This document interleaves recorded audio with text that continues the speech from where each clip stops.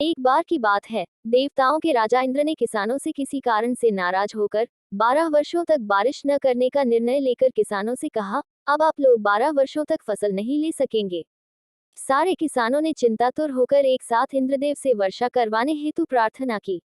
इंद्र ने कहा, यदि भगवान शंकर अपना डमरू बजा देंगे तो वर्षा हो सकती है। इंद्र ने किसानों को ये उपाय तो बताया, लेकिन साथ में गुप्त वार्ता कर भगवान शिव से ये आग्रह कर दिया कि आप किसानों से सहमत न होना। जब किसान भगवान शंकर के पास पहुंचे तो भगवान ने उन्हें कहा, डमरू तो 12 वर्ष बाद ही बजेगा। किसानों ने निराश होकर 12 वर्षों तक खेती न करने का निर्णय लिया। उनमें से एक किसान था जिसने खेत में अपना काम करना नहीं छोड़ा। वो नियमित रूप से खेत जोतना, निंदाई, गुड़ाई, बीज बोने का काम कर रहा था।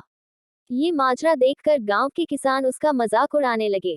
कुछ वर्षों बाद गांव वाले इस परिश्रमी किसान से पूछने लगे, जब तुम्हें पता है कि 12 वर्षों तक वर्षा नहीं होने वाली तो अपना समय और ऊर्जा क्यों नष्ट कर रहे हो? उस किसान ने उत्तर दिया, मैं भी जानता हूँ कि 12 वर्ष फसल नहीं आने वाली, लेकिन मैं ये काम अपने अभ्यास के लिए कर रहा हूँ। क्योंकि 12 साल कुछ न करके मैं खेती किसानी का काम भूल जाऊंगा, मेरे शरीर की श्रम करने की आदत छूट जाएगी। इसीलिए ये काम मैं नियमित कर रहा हूँ, ताकि जब 12 साल बाद वर्षा हो तब मुझे अपना काम करने के लिए कोई कठिनाई न हो। ये तार्किक चर्चा माता पार्वती भी बड़े कौतूहल के साथ सुन रही थी।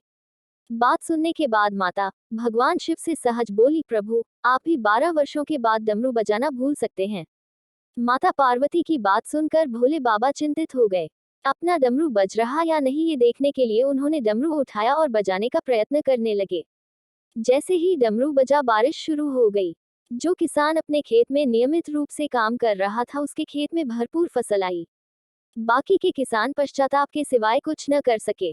डमरू कभी भी बज सकता है, इसलिए केवल नकारात्मक बातों पर अपना ध्यान लगाने के बजाय हम अपने कार्य व्यवसाय से संबंधित कुशलताओं की धार पैनी करने का, अपनी अभिरुचि का अभ्यास करते रहना चाहिए।